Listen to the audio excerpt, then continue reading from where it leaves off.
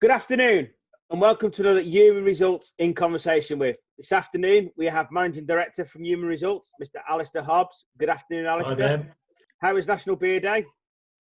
National Beer Day was spent quietly contemplating beer with a beer, but quite late at night. So National Beer Day passed like any other Monday generally, except not spent in the pub. This afternoon's special guest, we have a friend of both Alasdair's and mine, is Mr. Shaun Philpott from Copia Wealth and Tax accountancy practice. Good afternoon, Shaun.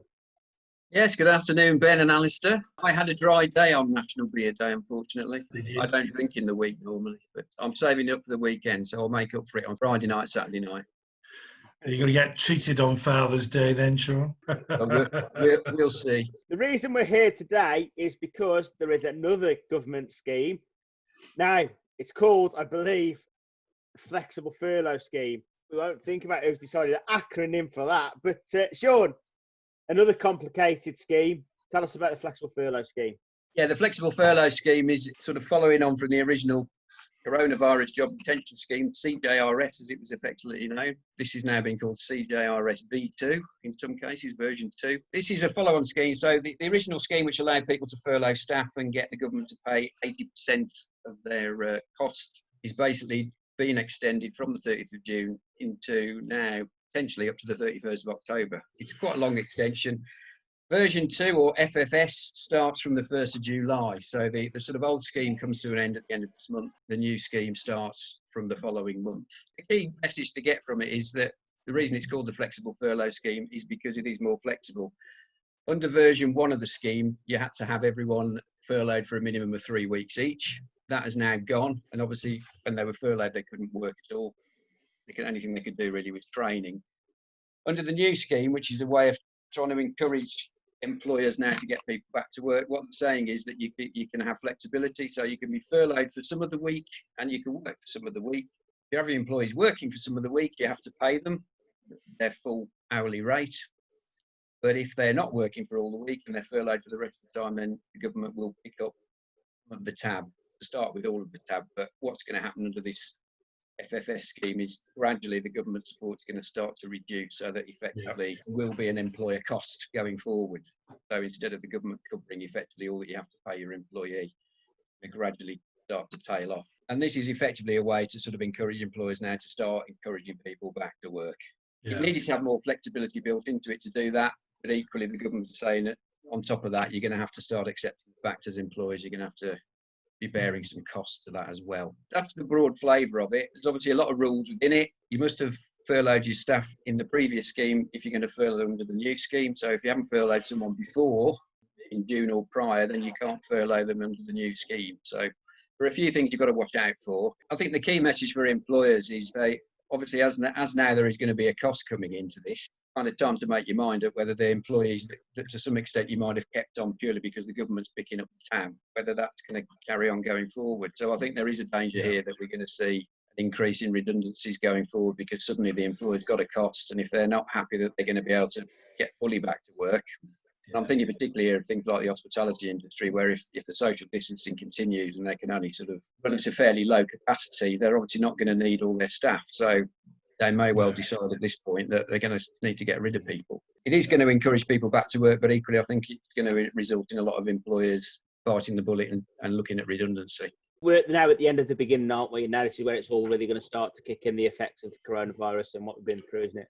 Yeah, I just read this morning actually that last month in May, the number of employees on payroll had dropped by about 620,000 people. Now, bearing in mind that that's for the month of May, furlough scheme still very much in existence, that's only going to accelerate. Companies are now, now that the new flexible furlough scheme has been announced, they can see the writing on the wall, they see the point where it's starting with pension contributions and PAYE and things, you can see the extra cost on business.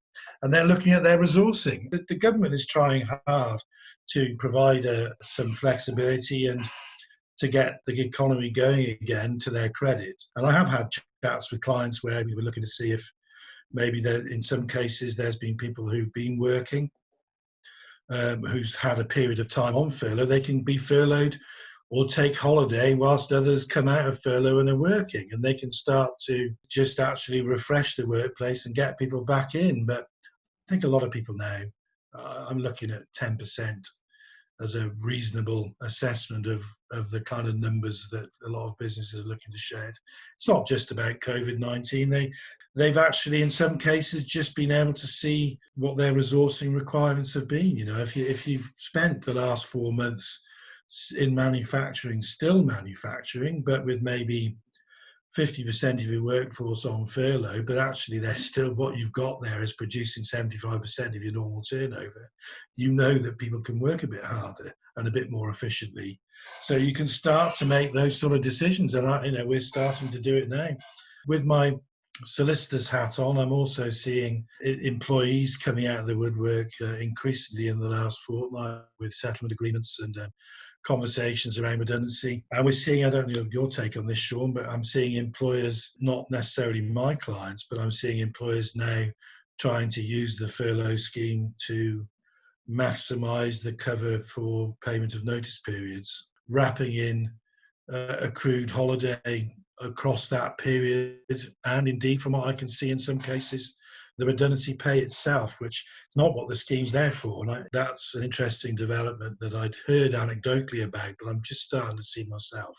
Hasten to add, none of my clients, but I'm seeing employees, picking up the phone and looking for advice because they're being presented with the opportunity on the one hand of being kept on furlough to the 31st of October, then leaving on the 31st of October with no additional pay, maybe a couple of days, 2.5 days holiday, which would have presumably have been what's been accrued in the month of October, which seems interesting. But they're definitely in a difficult position because you can look at the maths and actually think, well, if they kick up a stink now, don't sign an agreement, get dismissed, they could be looking at 2022 before they got a stint at an employment tribunal hearing, comfortably at the moment with the backlog, and they're faced with a situation where they have the certainty of their full pay to the end of October, the opportunity of getting another job in the meantime and just paying the extra tax, taking the certainty of the deal. It's not quite in the spirit of the scheme, but as Ben has pointed out, FFS. Are your larger clients having these kind of conversations with you at the moment? Are they coming on to you and saying, look, we've realised what's been going on, what do we do?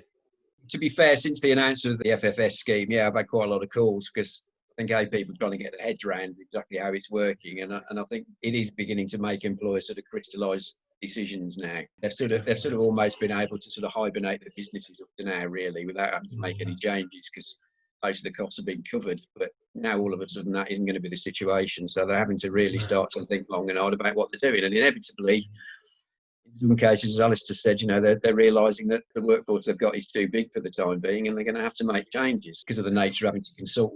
Obviously, they're having to start to look at what they're going to do, come up with a strategy, and then start consulting with their employees. Inevitably, there are going to be a number of employers where I think they are seriously looking at whether they need the same level of workforce going forward. I mean, it's like in my industry. I've had my staff all working from home, and a lot of them have sort of said, I quite fancy doing this permanently. I've had a number of conversations, with individual employees looking for advice, and obviously with my background, I've been speaking to lawyers in some cases, and professional services and businesses where IT companies.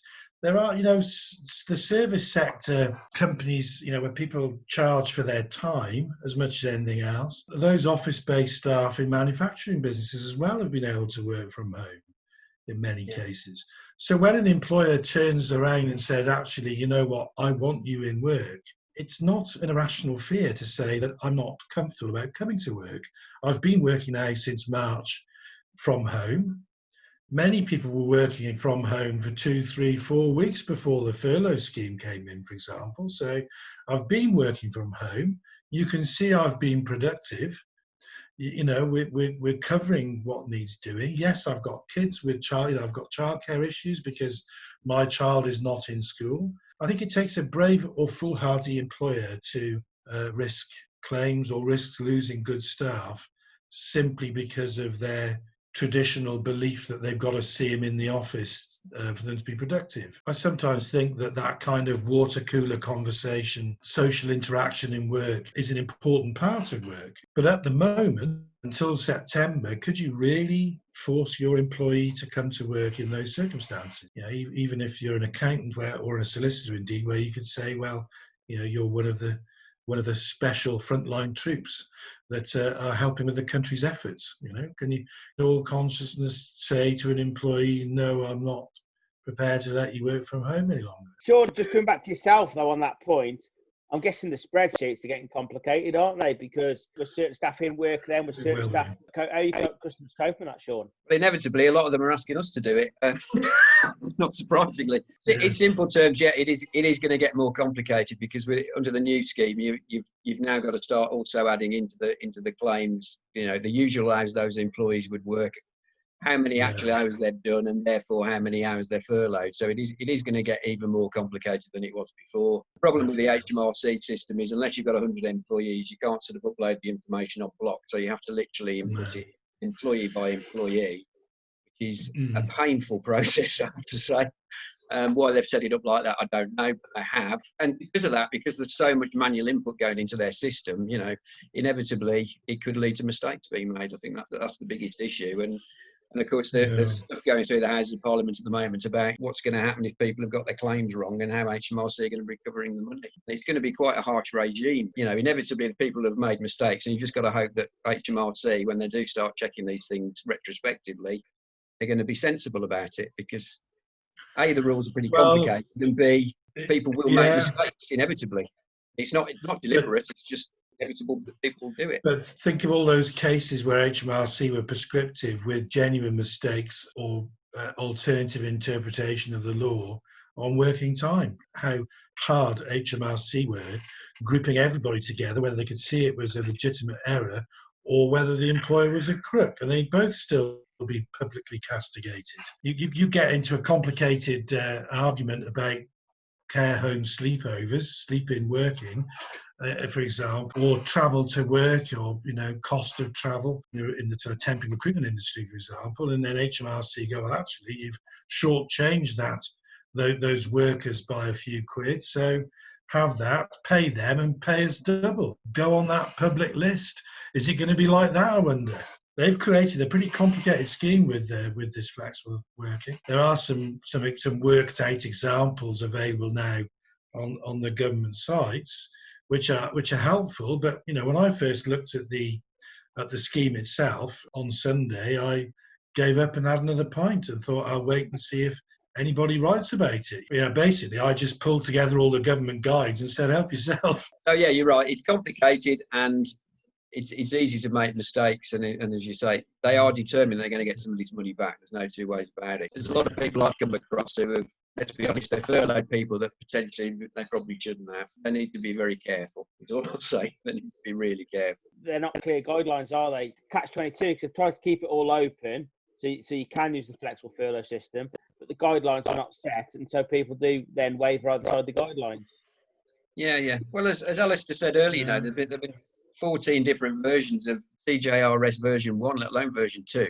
When they brought the guidance out, it didn't cover everything, so people kind of had to make assumptions on what they were supposed to do, and then obviously eventually through making inquiries to HMRC and the like, eventually you do get the guidance. But the point is, up to that point, people were having to make assumptions because the guidance wasn't clear.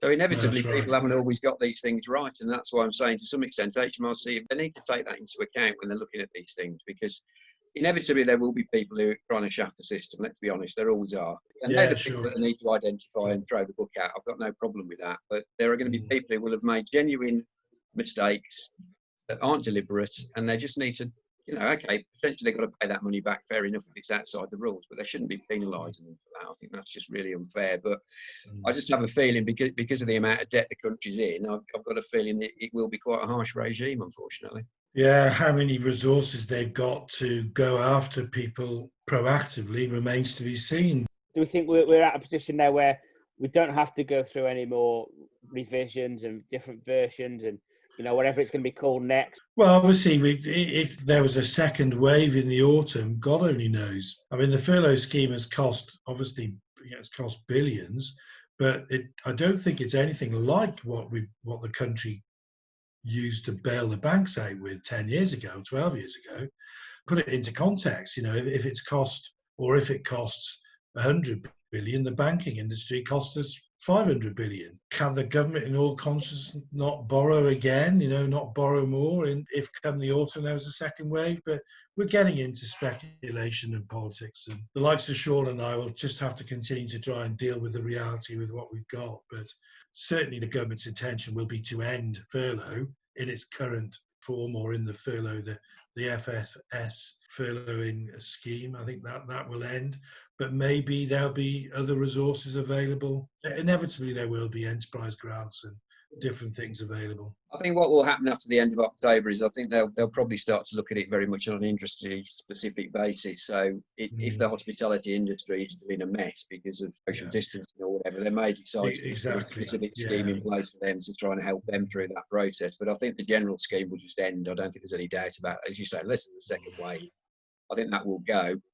And then it'll be just looking at specific industries that are still really struggling. I think that's right. I think that's probably the right way to go, to be honest. So just to wrap up then, Alasdair, final piece of information and advice for people out there. I mean, on the topic of the flexible furlough scheme, I think at the moment, go and look at the worked examples that are available on the HMRC, on the government guidance sites. Speak to the likes of Shaun. By all means, please, if there are any queries, give us a ring. But I think you need to look at your own working examples and follow the government guidance for yourself in the first instance, because those that are doing your payroll, and mercifully I don't do payroll, they're the ones that are going to have to input the data onto the portal. You need to work through it. But as for your resourcing, I would say continue to encourage or force employees to take holiday whilst they're furloughed, in the hope that you get back stronger and then not have to worry about resourcing issues going forward. So use up those holidays as best you can reasonably do. Let's see how we climb out of this over the coming 3 months.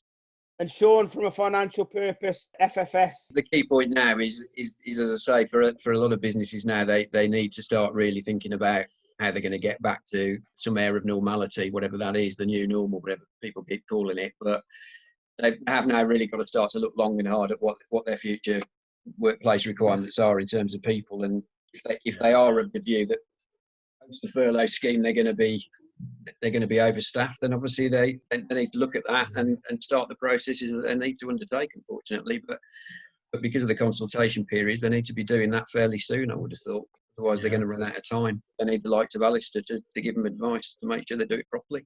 And as always, of course, take professional advice. If you do make an error, as you both say, HMRC are going to come at people, especially the major errors. But yeah, just finally, an old client of mine, he's long retired, but he said to me quite a few years ago now, you could always weed the garden by 10%. There was a lot of common sense in that. It is an opportunity for employers when they've had full employment. It's been difficult to take decisions and call it a redundancy. Those opportunities at least are back. Use it as an opportunity to sweep the crap out of your business. On that note, thank you both for joining us today. Whenever you listen to this, please subscribe, comment, like. We do like feedback. Obviously, your questions do dictate where we go to with these podcasts, so please do tell us what you need to know as well. These two people have many years' experience in their industries. They are experts, and they are telling you advice that will keep you within the remits and also save you costs in the long run. It might cost at the start, but they save you a lot of money in the long run. Gentlemen, thank you very much for joining us today. It's been great, that has. Thank you. Thank you, Ben. Thank you, Alasdair.